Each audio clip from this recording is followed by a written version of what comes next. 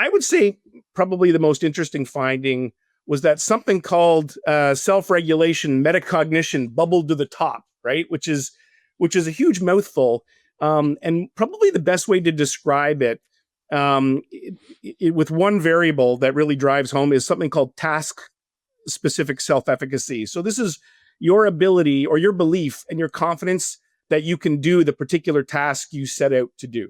Okay, so this was the number one predictor of performance, and that has a number of implications to it.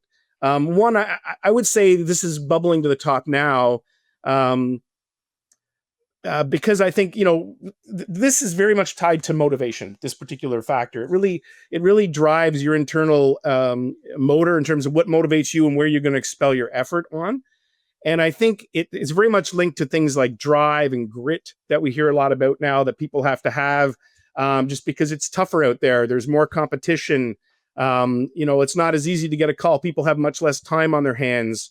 And so I think this self-efficacy just needs to, you need confident people. They need to be able to know they're going to get rejected and to keep going and to maintain that cadence, day over day, week over week, right? So I think this is one of the reasons why that certainly bubbled to the top.